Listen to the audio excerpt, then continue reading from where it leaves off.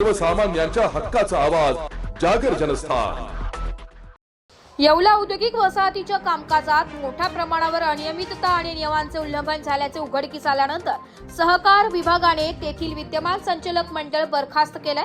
या वसाहतीच्या दैनंदिन कामकाजासाठी सुधीर वाघ यांची प्रशासक म्हणून नियुक्ती करण्यात आली आहे। गेल्या काही महिन्यांपासून संस्थेविरोधात तक्रारीचा ओघ सुरू होता।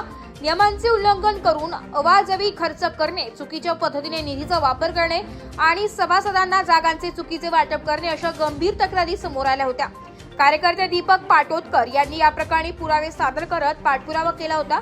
तक्रारींची दखल घेत उपनिबंधक कार्यालयाने संचालक मंडळाला बाजू मांडण्याची संधी दिली होती, मात्र स्पष्टीकरण असमाधानकारक वाटल्याने सहकार कायद्यातील तरतुदीनंतर संस्था बरखास्त करून प्रशासक नेमण्याचा निर्णय घेण्यात आला।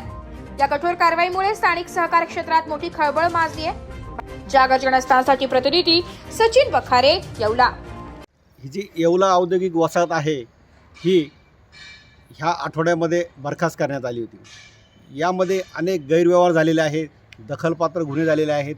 यामध्ये जे प्लॉटचे वाटप आहे भूखंडांचं, श्रीखंड काही ठराविक लोकांनी खाल्लं, भूखंडांचे ते अनामत असती, काहींची परत दिली, काहींना परत दिली नाही, असे वेगवेगळे आरोप होते। आणि ह्या संचालक मंडळामध्ये पण बराचसा कलह निर्माण झाला होता।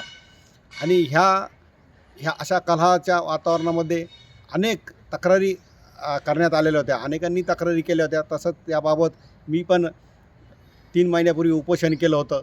तर सहकार कायद्यानुसार सर्वांना संधी देऊन आपलं म्हणणं मांडून हे संचालक मंडळ आज बरखास्त झालेलं आहे। आता ही प्रशासनाची इथं नेमणूक झालेली आहे।